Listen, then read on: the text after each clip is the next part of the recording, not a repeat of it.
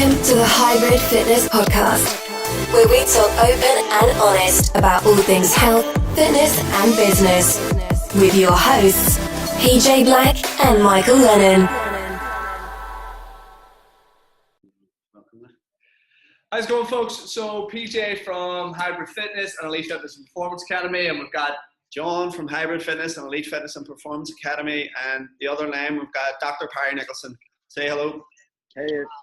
Hey everybody from across the pond here in the United States. We're buried in 2 feet of snow right about now.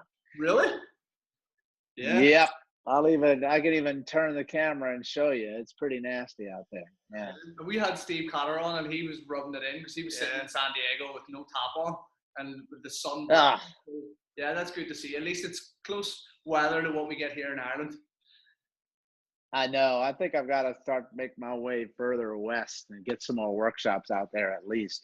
Yeah. I was just in Amsterdam at the Get Together conference at Perform Better, and it was freezing cold out there too. That's Europe as well. I know. That's the beast from the east. They're getting that also. So well, that's a cool name for it though. # beast from the east, right? Yeah. So Perry, you just want to introduce yourself, tell us a little bit about yourself, a little bit of a background. Go ahead. Sure. Yeah. Well, thank you very much for having me on the show, first of all. Yes, my name is Perry Nickelston. I'm a doctor of chiropractic by original profession, and I've been doing that for about 25 years. But honestly, I do very little bit of the chiropractic work now. My journey over these past couple of decades is not just to I started out treating pain, of course, but I really got very curious of why people got pain in the first place. What I call non-traumatic pain, right? I mean, like if you fall or get hit by stuff that happens in life, I mean, that's pretty straightforward. But why do people get these pains that seemingly show up out of nowhere, right? Like my knee hurts when I run, or I've been over to pick something up in the gym and I hurt my back, or I'm deadlifting and I hurt my back, because you should be able to deadlift without hurting your back, right? And I just quickly realized that it had nothing whatsoever to do with where the site of pain was. And that's just straightforward kind of allopathic, you treat where it hurts. And that's where my company Stop Chasing Pain came from. So we treat pain, of course, but honestly, pain doesn't tell you shit. It only tells you that you got a problem. It doesn't tell you what it is. If it told you what it was, I mean, we wouldn't have pain anymore, right? It's very straightforward. But pain keeps getting more chronic for people, and they keep getting even the autoimmune type disorders, which is its own beast to deal with. And I just started looking outside of the side of pain for an answer. And my goal, my mission, my life's work right now is to try to teach people that concept of really looking at the body as a whole, because I think we give lip service to the term it's all connected. We say it, but we don't walk the talk by any means. And when you can understand that how the body works, that yes, you can have a problem in my right hand that can be linked to my left ankle. And if you don't understand how everything is interconnected and you think that that's what I call batshit crazy, well, one, you're just not ready to accept the truth of things. And then two, you're just going to be chasing and symptoms and going round and round and things, because, everything works for a little while. That's the dirty little secret, right? But the body is strong. The body is resilient. I mean, you are a powerhouse of function. And we just take all these things where we look like shit and we feel like shit and we have pain all the time and we have poor energy all the time and we're always chasing after it, which means that you're not getting to the number one reason that you are that way. You're missing something. You're really, really missing something, and you're trying to play catch up. So that's kind of like my life mission right now, where Stop Chasing Pain came from. It started in the pain world, but then it drifted more into the fitness world as well, because that's probably my number one passion. I've been working out and training since I was 13 years old in my basement with the old Joe Weider bench put together with, the little wrenches that had the little square in it, you know, and then luckily you didn't die. No way. What's that?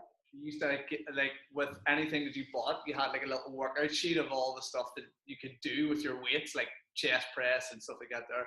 Did you ever get that with your sets?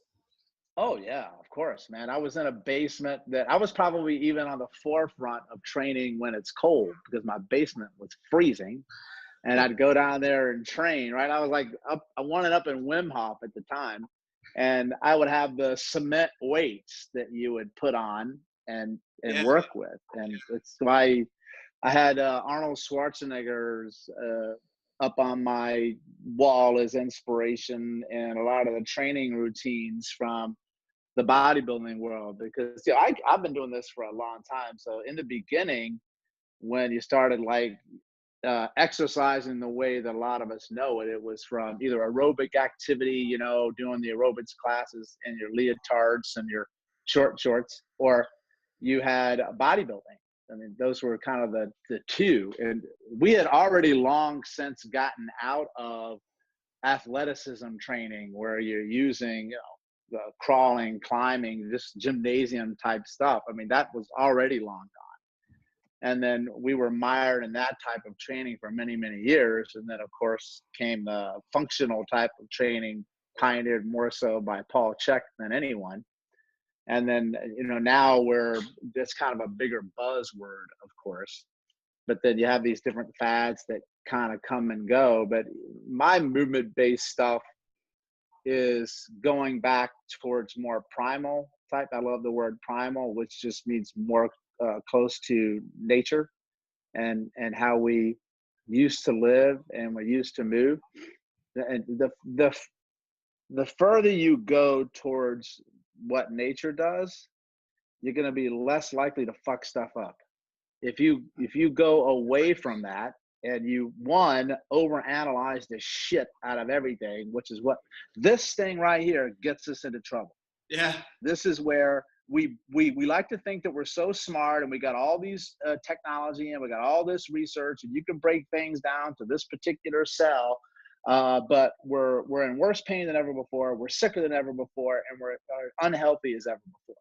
That's because this right here takes you away from the very simplistic thing that nature teaches you.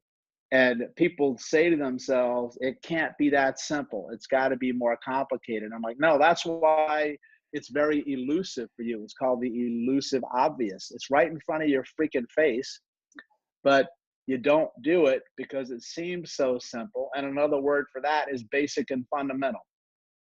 Yeah. Do you right? think that is maybe the issue for some, practitioners, that it is that simple, that they're overthinking it and their ego is potentially getting in the way? Oh, sure. Well, that's a man-made thing. The ego will trip you up quick, fast, and in a hurry, right? I mean, just go on social media. There's no conversation anymore. It's defending your territory, your ego, and it's getting worse. But yeah, I think that so many things are overcomplicated today that it's you don't even know what the hell they're trying to tell you, right? And people are, in my opinion, afraid to move. One, because they have been in pain and they don't want to hurt again. That's a primal protective nature of the body. Or two, they don't want to get in pain, right? Or three, they're coming to think that when you look around that it's so complicated that I can't do it on my own. And I'm not saying that you don't need a coach, but because a coach is a completely different type of thing. That's somebody who's going to empower you and actually show you how simple something can be. But that's why you need a coach, because people don't realize how difficult it is to make something simple. You have to go through all of that, stuff that you can look at your research, you can look at these things. But if I can't put it into an easily applicable thing that you're actually going to physically do, well, then the information is useless. Like if I read this paper and I come away from it like I don't have any idea what the fuck I just read, it doesn't do me any good at all, right? Or if I can have somebody show me, like, what's the big takeaway from this guy? And I firmly believe that if I can really show somebody the proper mechanics of how to do a nice hip hinge and be able to pick up some heavy shit off the ground and take it from point A to point B, that's going to get you further in life than any kind of stuff I'm ever going to do to try to change your posture or the mechanics of how you tilt your pelvis, because they're finding through the research that there's no correlation between good posture and less pain, right? Or better movement and less pain. What the hell does better mean anyway? Better is perception. It's based on the person that you're working with. It's based on the mood that you're in. It's based on the environment that you're in. So I don't really look for, I hate that now when people talk about better movement or better posture. That's not reality in my life. In my eyes, you need to have different movement and different posture. That means that you're going to have to do things, quote unquote, maybe the correct biomechanical way, or whatever the hell that means, into ways that look absolutely atrocious to the outside eye, because that's variation. That's variability, right? That's variety. It's called the 3 V's. The more you can expose yourself to doing things, quote unquote, wrong, the more resilient you'll actually be. That's because you learn by making mistakes. And if you did everything correct the right way all the time, you're going to get your ass kicked big time when you step outside that comfort zone that you're in, right? That's the time when you go outside and you don't see the 6-inch curb that you're going to step off of, or you hit the rock a little differently with your ankle and then you roll your ankle. Like, you have to expose your nervous system to a lot of variety, so then it can get more memory to be able to handle itself when it gets into these quote unquote really stressful situations. And it's just like I compare it to your immune system a lot. So there's 2 systems in your body that have a memory: your nervous system, some people call it muscle memory, right? Your nervous system, but your immune system, right? So the more that you can expose your immune system to some toxicity in your life, but it has to have a certain threshold to it, right? Kind of like movement, right? Then your body makes antibodies towards that. Yep. Hence the idea of why they give you immunizations. They're trying to give you a little bit of something so your body, when it recognizes it, can fight it off. It's the same thing with movement. Like, I'm going to put you into something where that you've, say for instance, if you're on the ground, right, and I'm going to put you into a quadruped position where you're on your hands and your knees, and then some people are going to try to position you where you have to have the perfect like pelvic tilt, and you got to get your neck retracted back. And I'm like, that's cool, but that's just one variation. Then I'm going to have you do it with your totally loose the low back, and then I want you to actually tuck your chin and try to look up underneath yourself and have the most horrific looking bird dog you ever did in your life. Because to me, that's gonna say, oh my God, it's okay if I do that. Yes, it's okay if you do that. Just don't do it all the time, right? Because if you do a bad movement all the time, you're gonna mess yourself up. If you do a good movement all the time, you're gonna mess yourself up. That's what I'm trying to say. Yeah. And plus, it's like freaking fun, man. You're like, holy cow, I don't have to be OCD on my workout. We were actually just talking about this the other day, and one of our staff he hit the nail on the head. He said that people will learn better when there's a functional task at hand. So say like a babies learn through moving through life by whatever means, and they learn through doing the wrong thing and then adapting and moving forward. And we were basically saying that if we basically put someone on the floor and give them a task and just watch them become different.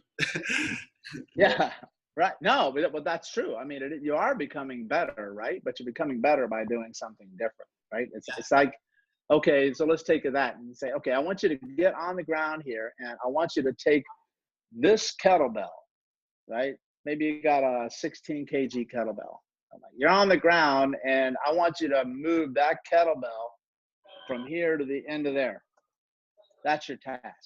Yeah. That is going to be much more functional than anything else you're going to do. And it's like play, and there's no wrong way to play. Your body will figure it out. And if you can see patterns really nicely that way. So I really love that your person said that, because, you know, if you choose a particular path and way to push that kettlebell, well, one, your body always goes into something it feels most comfortable with, right? And it's going to move into strength and power whenever it can, and it's going to move away from whatever it doesn't feel comfortable with. So I'm actually going to be able to spot your vulnerability on something. So let's say that you're going forward and then you only push that bell with your right hand the whole way down. Yeah. Well, then what I'm going to do is I'm going to make you push that shit with your left hand on the way down. Or maybe I'm going to have you push it with your left and then pull it back the other way with your right. And you're going to get a pretty good ab workout that way. I'm going to tell you that, right? And you're not trying to isolate your abs or do like a leg raise or a crunch, which is okay. But if you're into bodybuilding, that's a very different type of thing that you're going for.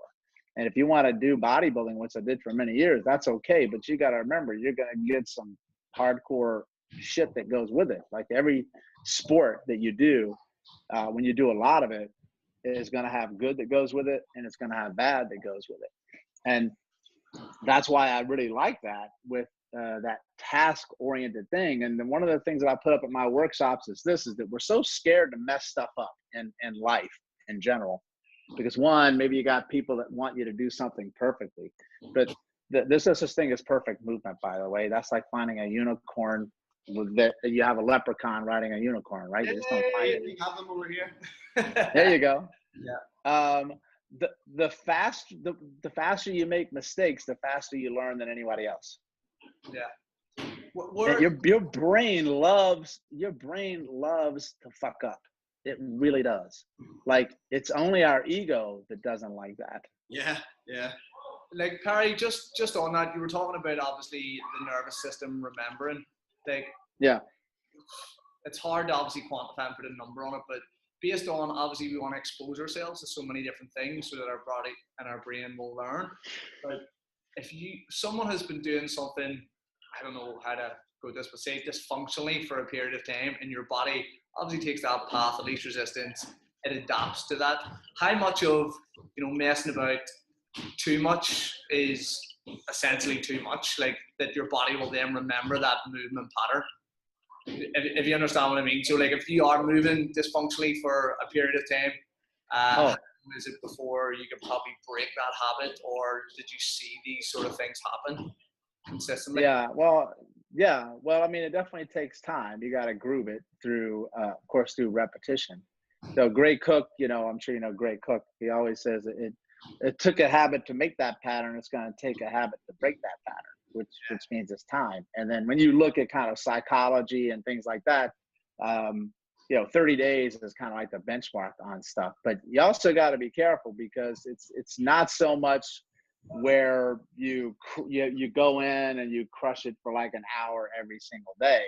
It's more about going in for a shorter amount of time and then doing that much more often. So it's not about doing something like 1 hour straight. It's like, I'd rather do something for 5 minutes, like 12 times during that day.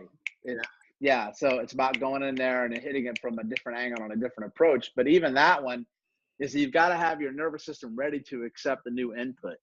And what I mean by that is that when you do something as habit, you're falling into a comfort zone, you might say. Even though it may not be like a good habit, it's your comfort zone, okay? And when you start to break that comfort zone, you put your body under a threat response, right? Or the stress response. And you need stress, you need threat, because that's how you become strong. That's how you become resilient. That's how you adapt. And that's what training is. So you can increase load, you can change tempo, you can change variation, all sorts of things like that to be able to expand your threat zone. But if you actually have something where you cross over into that threat zone, then your nervous system actually shuts down any new neural patterning and defaults back onto safety and protection mode, otherwise known as compensation and habit. So one, in the pain world, it usually will give them a marker of, let's say 0 is no pain, 10 is like really excruciating pain. I want to try it, and it's subjective, because pain is subjective. Yep. And it's your 4, maybe my 10. You follow? And then I need to keep you like, okay, are you kind of hovering around like maybe a 4 or 5 in discomfort or pain? If you're hovering around like a 4, then you're able to kind of just like, oh, I'm good with this, but I'm not freaking. I can handle this, right? And then you'll know when you get to that point. The more you do that, then you'll expand it. So your range of 4 actually ends up being less, if that makes sense. So your numbers alter. And then in relationship to changing something without pain, the easiest way you can do that is look at some of these limbic, what I call critter brain tells. That's the primal brain back here, the non-conscious brain that kicks in, is always working to say, dude, I don't want to die, I don't want to get hurt, I want to get laid. I mean, those are like 3 things that it thinks about, right? And so you've crossed over too much when you can't do a movement and you can't breathe efficiently through it. Like when you can't breathe well, then that's threat, okay? And then the other one is you look at the eyes, because the eyes actually begin to either look in all sorts of different directions. It's like a freak out response. And then the other one is blinking actually begins to increase. So you start to increase the rate of blinking, and that means you're actually going limbic, you're falling into survival mode, you're freaking out. And then if you reach that mode, in pain therapy, I always stop, because that's your nervous system saying, listen, I've crossed the threshold, and anything you do from this point on, even though it's quote unquote supposed to be good for me, ain't going to do shit long term. And if it's not going to do anything long term for you, I'm not going to do it, right? I mean, like, if it's not going to stick, to me, it's useless. And the same, so I do that with training as well. You really got to be observant. I'm not saying you can't kick my ass, but that's different. I mean, if you're trying to change a habit movement pattern, for instance, in something for an athlete that they're doing, well, one, you better slow it down so I can see maybe where your glitch is. And you're never going to change that pattern, in my opinion, based on the stuff I've been looking at neuroscience, by going fast. Because fast, you fall back on what you know. Fast, you fall back on habit because you feel comfortable with it. When you go slow, that's how you learn new things, right? Remember when you started to learn how to write? I mean, you were like here, and then all of a sudden, now you don't even think about writing. Let people write anymore, but it's so old school. But then once you can start to do it slow and comfortable, then you can start to increase your speed. Nice. And then when you can do it fast, and then when you can do it slow, well, then I'm much more comfortable with taking you on to the next step, because just because you can do it fast doesn't mean you can do it slow. But if you can do it slow, it means you can do it fast if you have a good coach to help you with your technique. That's why the people freak out when you slow stuff down, because it's, first of all, it's harder. Yeah. And second of all, you have to breathe when you go slower, right? Yeah. And when training, going slow kicks the ever-living shit out of you. I mean, that's eccentric control. And eccentric control is the secret to developing strength and power and resilience, and also a ton of muscle. And I always joke around that today is Monday, right? So it's Universal Bench Press Day all over the globe. And you have people that want me to spot them on a bench press. Nobody asked me to spot them on a bench press, because I make them lower that bench bar slow as shit. And it hurts. Yeah. And they're like, Doc, when I do it your way, I can't bench 225. I'm like, well, that means you never were able to bench 225 because you're not doing it the right way. Yeah. Doc, can I just ask, so A lot of people, especially within the sort of fitness industry, really sort of get drawn into one concept and really, when I say kind of get married, kind of seem as if they're married to one concept, and Yeah. you really don't seem to have that approach. I know you've probably done some work with rock tape and functional movement systems. Dr. Andrea Spina, yeah, you see that Yeah. on, and as well as that, you've got your own stuff going on. Like, we actually really appreciate that. We were just speaking about this earlier. I mean, why is that really? Do you just see movement as if it creates someone better, then everything goes, really? Yeah, well, that's a great question. First of all, I have a love of learning, and you can learn one new thing from somebody that you may not agree with 99% of what they say, but the 1%, if you've kept an open mind to it, first of all, which is not easy for people to do, you can be, you know what? I never thought about it that way, but that's freaking pretty cool. Like, that's a transformational way for me to add something. And I don't like to just do one thing because I don't think one thing works for everybody. If anybody tells you their system works for everybody, they're full of shit, and you might want to leave because they're wrong. And everything works for somebody. Yeah. But also everything works for somebody for a short period of time. And sometimes that short period of time is enough to get them over the hurdle or the plateau. And I've kind of started my journey just wanting to help people, want to be better at what I love to do, and not be afraid to admit when I'm wrong on something, because it's not about my ego. It's about my client. It's about my patient. And realize that what we're being told right now by the quote unquote experts is probably going to be proven 180 completely different, like by next year, because the research is like a decade behind of what's coming out.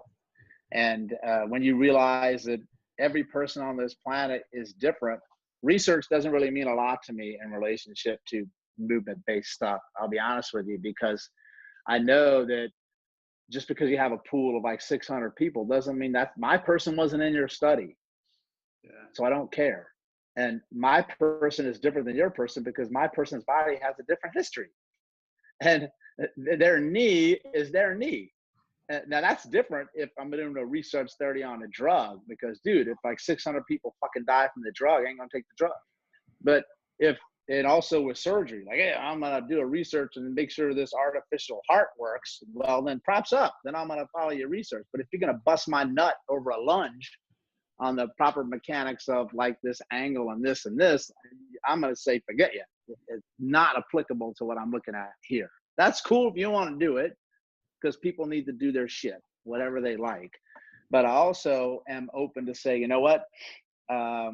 If I have somebody that I disagree with, and I've called a lot of them up and said, yo, why don't you come on my podcast or my show and let's talk. So I probably can learn something from you. You can learn something from me, right? And unless they're not willing to, but I find most people are. And I've made some really great friends that way. And I've also taken little drips and drabs from a lot of different things. And then I've tried to mesh them together and create something new. Maybe not new, but different, a variation. Because there's really nothing new on the planet, right? I mean, most shit has been discovered. And then you're going to take this from here, and then you're going to put because it has to have a 3-letter acronym, otherwise it won't work. Right? Then that'll be your system.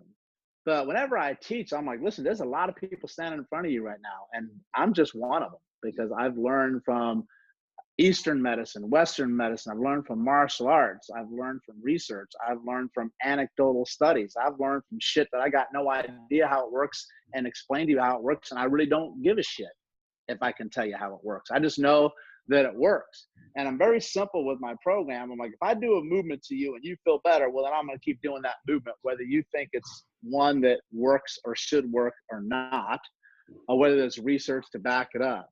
The best database that you have is the client in front of you, right? And like I jokingly say, dude, I'll chant a voodoo song and I'll sacrifice a live chicken and dance naked if it's gonna make you feel better. I don't give a shit. and then I'll do whatever it takes. But I also will, of course, pull in all different worlds for people. But the individual is really paramount. And that comes down to, maybe I went to this course and let's say maybe a functional movement screen worked with my patient A, but how come it didn't work with the same kind of movement score on patient B? Well, because it's a different patient. It's the same thing with maybe like Andrea Spina's work, which I like him a lot. And, we disagreed on some stuff in the beginning, but he came on my show and we've become friends. And he's got a really great program that does wonderful things. But you'd say to yourself, well, why doesn't my FRC work on this person, but it worked on that person? Like, well, it's because it's not what that person needed at the moment. It's not saying that, well, it doesn't work. Well, of course it works. But I need to see what works for the individual in front of me. And where I've kind of focused my work is going much more simple, much more fundamental, much more basic, and almost to a point where it feels like it's so easy and simple to do that people disregard it. Because in the world of training and rehab and fitness, one, we always want this thing that looks just like give me the new shiny toy, and the harder you make it, the better it's got to be. Wrong, right? And then it's simple and basic and fundamental, right? Push, pull, squat, hinge, carry. I mean, like, that's what makes you a beast, not standing on a Bosu ball, and then swinging a kettlebell and then throwing a ball back at somebody. So that may have its place in something, but I'm like, dude, I'm not getting you anywhere near that shit if you can't even do a simple hip hinge. Yeah. Like that's, and if you're not ready for that, then that's okay. Then you go over here to this guy and he'll do your stuff for you. I've got my stuff over here. But what I'm not going to do is bash the guy who's doing that. Yeah. Like, because he found something he loves to do and he believes in it. And I'm sure if he's doing it, he's probably helped some people with it. And that's the key. Yeah. But, but I'm also can say the same thing over here about mine, right? And you've also got to know where, dude, I've tried my stuff that I thought would work for this person, but I've got to have an ego that is strong enough and secure enough and say, listen, I need to go speak to the Bosu guy, man, because maybe the stuff that he's doing is what this person needs. And oh my God, if we could have that kind of conversation in the world of medicine and nutrition and health and fitness, I mean, the patient would be, and our client would be in such a much better place, yeah, than where they are right now. And that's my goal, is to try to be at that point. Yeah, bridging the gaps. Like we this is sort of something I get into. We started off as personal trainers and nutritionists, and what had happened was we used elements from the functional movement screen. Yeah. And what was happening was, if we found someone that, say, their movement was impaired or maybe something was out of our skill set, we were recommending go out. So then I was like, what can I do that can maybe help facilitate like getting this person on the gym floor? So I went and done sports massage. I do dry needling. I use rock blades. I use rock tape. And what I was doing was, I always wondered why, whenever someone had a pain or an injury, a strength coach or a coach would go, you fix it by movement, or you fix it by, getting this stronger. But then you have your physio or your therapist who's like, no, we're going to fix this from, maybe massage or stretching. And it was just like, well, what's working? And like, why can we not just have like a common theme? So I wanted to go over here to find out what these guys were saying, a lot like you were going, and try and understand why they would recommend, stretching or doing this. And then the strength coach, well, why are you recommending this? And trying to get it together. And our ethos, in our facility is, the number one rule of any health practitioner is first do no harm. And I think a lot of people forget that. And it's, okay, what can we do to make that person move better, feel better, whether it's nutrition, whether it's movement, whether it's, any of the functional medicine stuff we do. And as you say, that's what I loved about you. And when we were talking off air, I was like, I see elements of, anatomy trained. I see elements of FRC and FMS and probably stuff from your chiropractic work, and John sort of basics. Z Health. Yeah, and Z Health and neurological stuff. Yeah. Just like, wow. I think what happens is in the medical industry is like, if you're a dermatologist, you don't step on someone else's toes. Like, another medical professional come in and say, well, this is my realm, this is what I deal with. But I think there is not a lot of people who are bridging the gaps between these and understanding, well, what's going on here. And I know from your amino neurofrequency that I have here, that element from just listening to you is tying in to what's going on with the body and the whole holistic approach. And it's something that's honestly why we wanted to speak to someone like yourself, because you're forward thinking and we need more people like you in the industry to push it forward. I just want to thank you for that. If that's all I could say in this podcast, I'd be happy with that. Well, thank you very much. That is truly kind. And, I'm going to give props to you as well, because very few people reach that point of enlightenment in their life or their profession, like you just mentioned, where I just want to kind of see why this person is choosing to do this. And I might need that at some point in the future. And if I don't go get training in it, because you can't be a jack of all trades, right? You need to know your role, as The Rock says. Is that, well, then maybe I want to find a guy who's a kettlebell guy and say, okay, I think you need to go to get this type of work done, right? And the reason I like to mix many different things is because I look at the body in a way that has happened over the course of my life, from having a lot of injuries and having episodes where I got very sick and some autoimmune things. And it's only through suffering that you learn. I hate to tell people that, but that's usually the greatest lessons in life come from the biggest ass kicking. And it's stepping back and asking yourself, what's the reason that I went through this? There has to be something I got to take from here. And I read a really great quote that somebody had said, and it was, I don't know if I get it completely right, but as I always do, I like to take something and kind of make it my own, which is one of my biggest lessons in teaching. If you leave here and do everything like me, I failed as a teacher. I need you to leave here and do it like you, which means maybe make it better or change it up. And you can say, Doc, could I do this? I'm going to say, you can do whatever the hell you want to do, as long as you get some results and you don't do any harm, right? And they said, stop thinking about anatomy and think physiology. And that really stood out to me, because we're so looking at parts, right?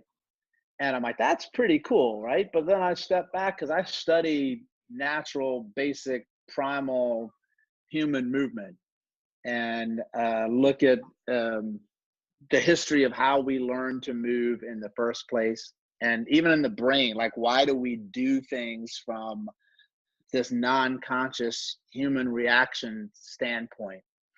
And that's by studying the human race and nature.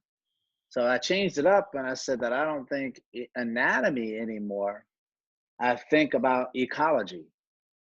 And when you look up the definition of ecology, that's how does living systems communicate with each other in a community? I mean, how perfect is that? Like, that's your body.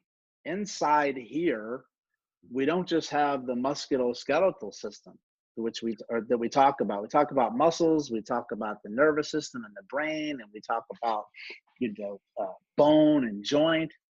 But those are just a few of the systems, and you have to say, how is that system relating to all of the other systems?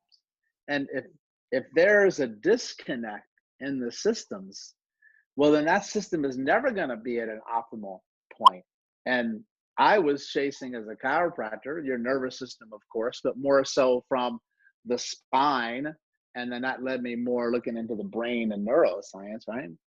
But then we look at bone, so I can move like a vertebra or a joint from point A to point B through a mobilization or mobility, right? And then of course I got the muscle and the fascia. But holy cow, I've also got my my sense of self, that mind, that is a system of your body, how you view yourself and you view the world. In my opinion, it's the most important system. And then you've got my vascular system, I've got my organ system, I've got my lymphatic system, and all those things need to communicate. And just like a compensation in your body, like we talk about, okay, well, if you have one muscle that doesn't work so well, then your brain says to itself, hey, guys, I got a bicep on the right here that really ain't working so great. So then your brain says, okay, well, dude, I'll just make something else step up and do a little bit more, right? So then the brain sends a little more neural juice input, maybe to another muscle in that flexion pattern, or the brain can choose to do it from your left foot, because it can do whatever the fuck it wants to do, what I'm telling you. And it doesn't have to make any sense to you, right? Like the body is under no obligation to make sense to you whatsoever. So I actually took that from a quote that Neil deGrasse Tyson, if you know Neil deGrasse Tyson, he's that brilliant physicist / astronomer that everybody loves. And he says, the universe is under no obligation to make sense to you. I'm like, perfect. I'm going to put the body in that quote because the body is its own universe. It's probably even the most complicated thing in the universe, which you understand very little about. And just because it doesn't make sense to you doesn't mean that that's not a strategy the body works and does. Because listen, I hope I remember what I was talking about, because I'm going to go off on a tangent. Well, go ahead. So, your right bicep, first of all, your body doesn't know what right and left is. It doesn't know what front is. It doesn't know what back is. It just knows one. I got one thing, okay? And it doesn't even know what a bicep is. We call this a bicep so we could take a test and pay some fucking med school to pass it, right? So that's what we learned that for.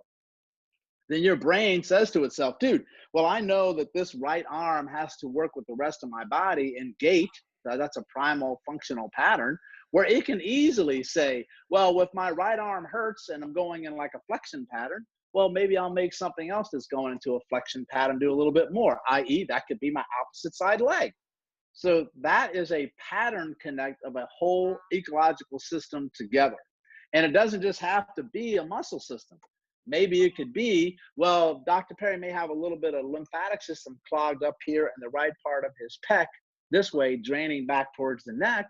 Well, then maybe I got to step up and do a little bit more stuff in the lymphatic system down behind my left knee, right? To try to make up for that sort of thing.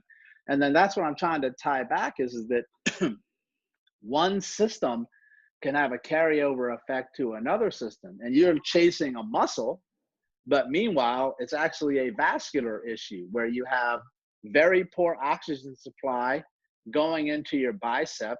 Then when you have poor oxygen supply, you have a lot more tension in the muscle, and the muscle becomes starved for oxygen and becomes toxic, and they have pain.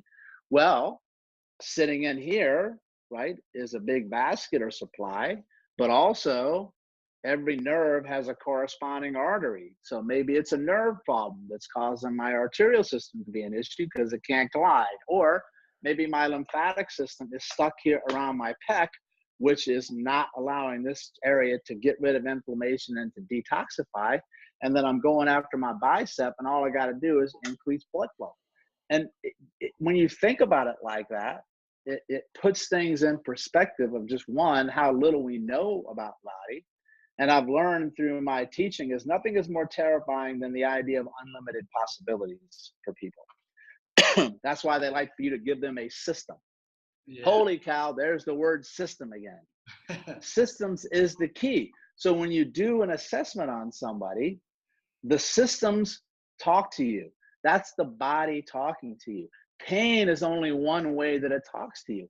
Pain is the last way it talks to you. It's not the first thing that hits you. It's the last thing that hits you. Pain is me going up into your ear saying, hey, Buster, fix this shit like now, right?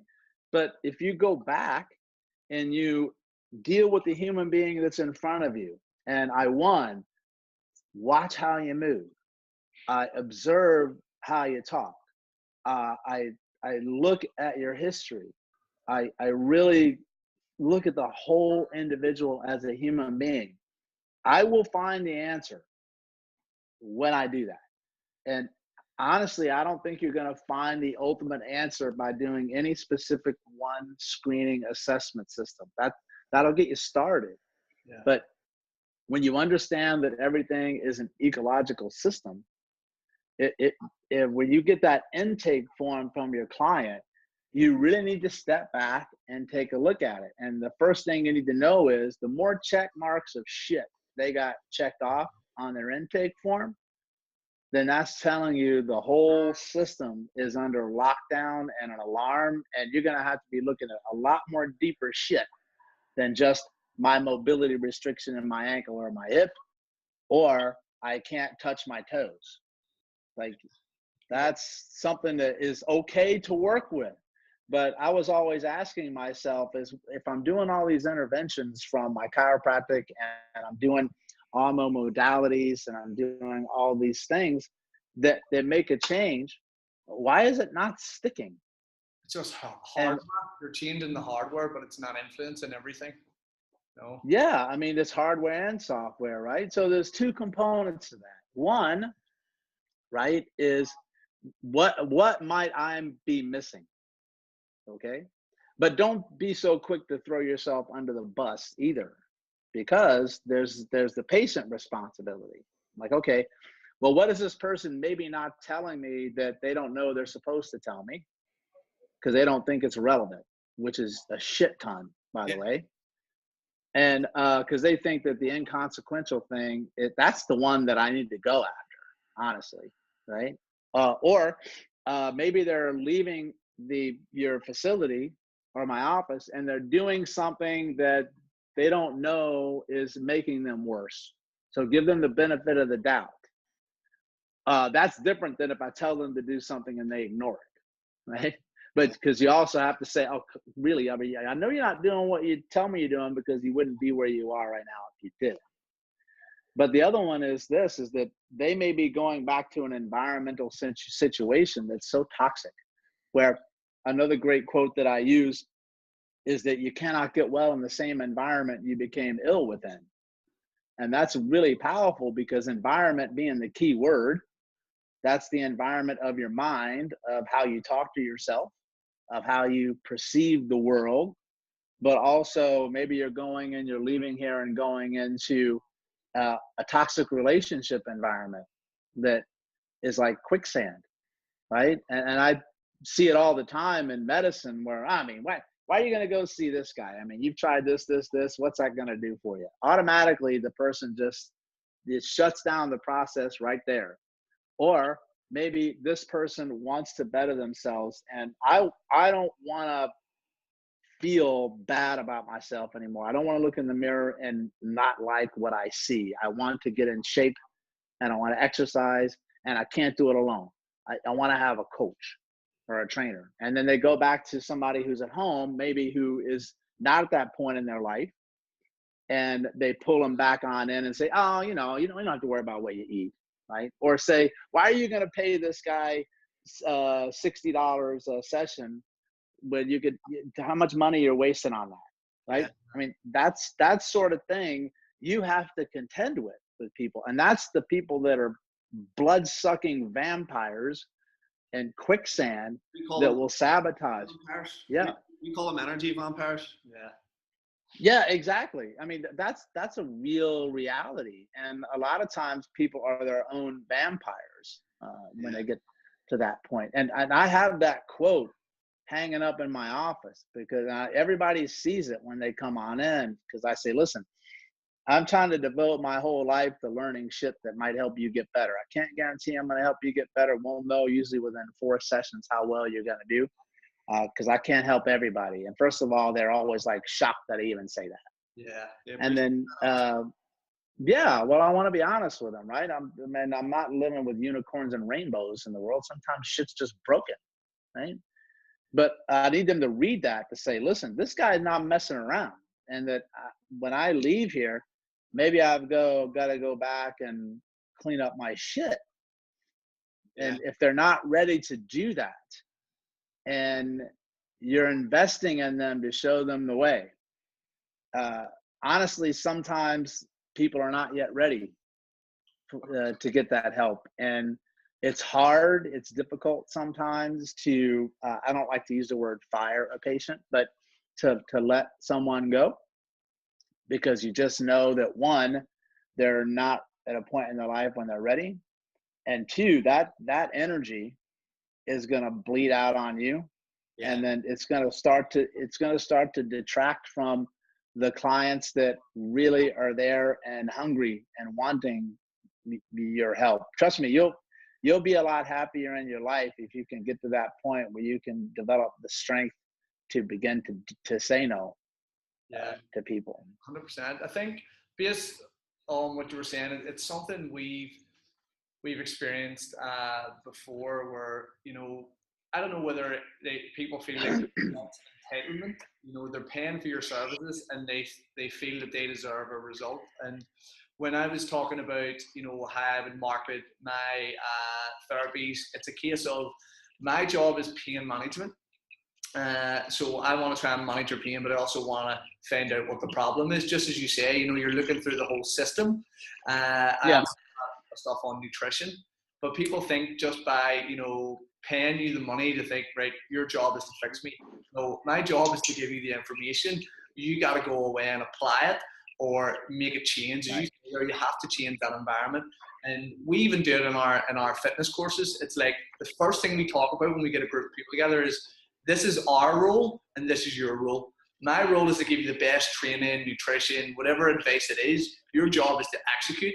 Turn up with a smile on your face, smash the sessions. You know, and instantly, just like you did there with your application form, it's like, this may not work for everyone, you know, but I'm doing the best that I can. And, you know, it's up to you then to deliver on that as well. Yeah. Well, you know, I think Dan John, you know, I like him a lot, right? And he's just got a very kind of cool, simple way of putting things. He's like, 90% of the success you're going to get is just, he said, showing up. Like, you know, he told people in a group, he said, you're already greater than the 90% of the population because you actually showed up this morning to do your shit, right? And then once you show up, it becomes easier to show up when the more you do that, right? That is so true. And because everybody, it only takes a small, what I call LTAs. I use this thing called LTAs, which stands for little tiny action steps. Because everybody thinks that they have to make some big change, but that big change is what stops them from changing, because they say, that's just too much. I can't do that. Or I'm not strong enough to do that. Or they have too much fear to do that. I don't know where to start. I'm like, dude, just start really, really small. Do this small thing over and over and over. And that small becomes a monster, becomes a tsunami of change, right? I mean, there's a guy that I follow who's in Canada, and he's been very popular on YouTube lately. He's more of a kind of like a political figure at this point, and that's Jordan Peterson. And he talks about a habit that you do, and it seems inconsequential and like, what's that going to do? But it sets the tone of your day of self-responsibility and of how you care enough about your surroundings to give a shit. He said, every day, make your damn bed. Yeah. Make your bed. And it seems like it's something that is like, what? But if you do it, you're doing what most people don't do. But that's why they teach you that shit in the military. They know that stuff like that matters. And then you take that into other things. Like, okay, every day I'm going to make my bed, but now every day I'm going to make my bed and I'm going to drink a glass of water. As soon as I make the bed, glass of water every day. And then that glass of water adds up, right? It's easier than saying, okay, I want you to drink, for a male, 3 liters of water a day. For women, I usually say 2 to 2.5, because most people are perpetually dehydrated. They're going to say, dude, I ain't going near 3 liters of water a day. I'm like, okay, well, how about you start with 1 glass, right? And then you begin to work your way through. Then it becomes easier. That's back to the baby, right? The baby who wants to learn to walk falls a lot, you know, hits things a lot, the more you fail, you don't just quit. You keep going. Yeah. And you got to go back to really primal, man. Be the baby again. Now, we are gonna let you get back to your home life there. Your other half is probably going crazy in the background or something. But can we ask you one question? She's always crazy. Can we ask you one question before you go? And we generally ask it to most of the guys that we get on here. It's based on a book by a guy called Simon Sinek. And it's sure, yeah. Start with why. So yeah. You kind of hit on it earlier, but just before we go, what's your why, Doc? Good question. Well, I got different whys for different things, but what gets me going, my why is, well, how can I say it without getting too emotional? Because my why is to take the stuff that's really kicked my ass over the lifetime I've been on this planet, which is about 51 years. And to take those lessons and try to share it with other people and impart maybe just one or two things that you never knew before that can change your life, and also do it in a way that is more of who I am. So most of my life, I was somebody who was shy, introverted, and overweight, and never really wanted to be who I was because I didn't think that people liked who I was because I didn't like myself. And I think that many people in the world feel like that.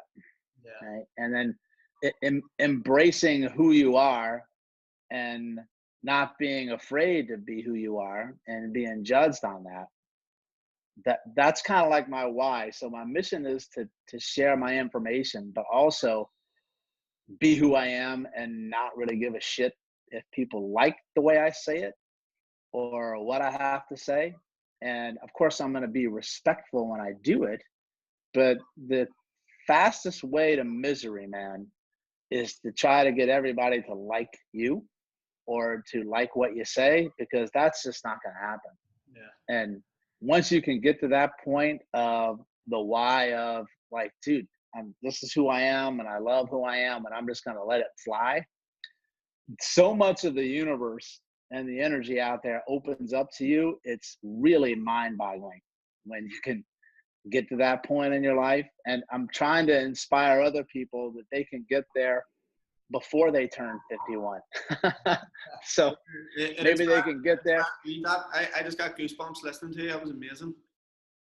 Thank you. I appreciate that, and I love the opportunities to come on and share. There was a point in my life when I wouldn't share that, right? But the point of why you're doing what you're doing, like why I teach and why I grind and all that is, you want to connect with other people, right? I mean, it's something that it's something, in my opinion, that the world desperately needs. It's crying for, because it's not just about the information, because the information I can get it in a second from this thing. Like, I can get anything I want from here.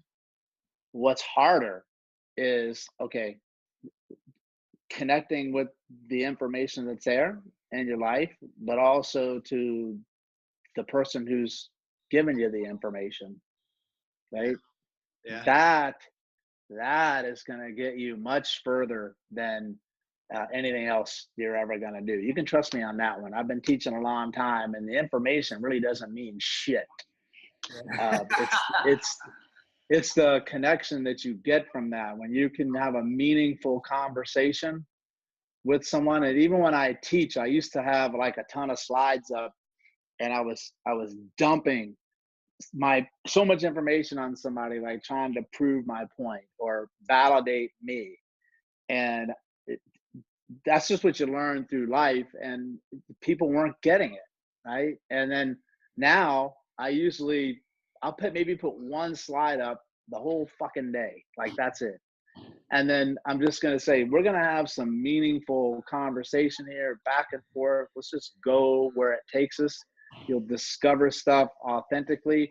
Trust me, you can get slides for references and stuff like that, but just forget that stuff for now, right? And then I've found that that's been some of the most joyful teaching experiences I've ever had. And then people leave there saying, you know what? That was one of the best things I ever went to, because you're not trying to go through an agenda, or I'm not trying to convince you to believe what I believe. I'm just sharing with you what I believe at the moment, which is a key. And then maybe you will too, or maybe I'll challenge you and upset you, or I might piss you off. But that's also a very big catalyst for learning, if you are grown up enough to let it happen. That's it. Yeah. I know I went on a little bit long with that, but we love that. Absolutely amazing. So, Perry, just before we go, where can we find out more about, obviously, your courses, Primal Movement Change? Like, where can we find that information? How can people see more of your stuff? Oh, thank you, man. Well, it's not hard to find, actually, and hopefully all the good stuff shows up on the first search page. And that's, you go and type in "stop chasing pain," and I've been pumping out content for like a decade now, so there's a lot. It's really interesting when you go, you can kind of see stuff early on I used to do, and the stuff I do now. You can see how somebody grows. First of all, I look younger, right? But you're thinking to myself, so, holy shit, was I actually saying that, right? Like, and then we do too. You go back, but that's how you learn. And then you can see all of my work. That's kind of like the hub. You can see where all my workshops are around the world, and I have a membership site that people can go on and you can join and get behind the scenes stuff that I don't share with the rest of the world. And then also access to the videos that I have for purchase as well. And you have a book as well, don't you? Stop Chasing Pain. Yeah, so that in and of itself has been a really big life lesson for me, where it's about a year overdue because different stuff back and forth with a publisher. And then it's amazing when you try to put stuff down in print of how you want to say it, what you want to say. And so that's on the docket. I'm not sure when the final release date will be on that, but I can promise you this: it'll be my last book. Everyone seems well, for a couple of reasons. One is that I get much more joy out of doing stuff through video and pictures now than I do through a book. Yeah. It's a different world in relationship to how we learn and how we experience things. And maybe you can call it me going through my midlife crisis, but like, I don't want to take the time to write all that shit. I want to just get it out of my brain and let me say it and put it out there and get you to think a little bit. That everybody's got to do it. I always say to people, probably put out at least one book if you can, so you'll definitely learn a lot about yourself when you do it. I had a friend of mine who told me, I said, oh yeah, I'm going to put out a book, and she goes, I'm going to warn you now, you'll probably hate every minute of it and you won't write another one. And I'm like, come on, really? I mean, like, I'm so excited, right? I mean, like some book writing virgin. I'm like, this is going to be great, right? And then I called her up like 6 months into it. I go, holy hell, were you right? And then you got some people, don't get me wrong, I mean, some people might love it. Like Dan John puts a book out every week of his life. Yes. But that's just who he is, right? Yeah. You got to kind of go through what you gravitate towards, right? So it's coming, and I promise you it'll be a good one, because it's written for basic, fundamental, practical, for any person who, somebody says, who should buy it? Well, if you're alive on this planet taking a breath, then you can benefit from the book, because it's for human beings. Yeah, look forward to it. Well, thank you, Perry, again. And guys, check out the links. I'll post the links below to Stop Chasing Pain and Perry's other stuff. And again, Doc, appreciate your time. And we'll thank James as well for passing you on to us. But Yep. Thank you, guys. Right. See you soon.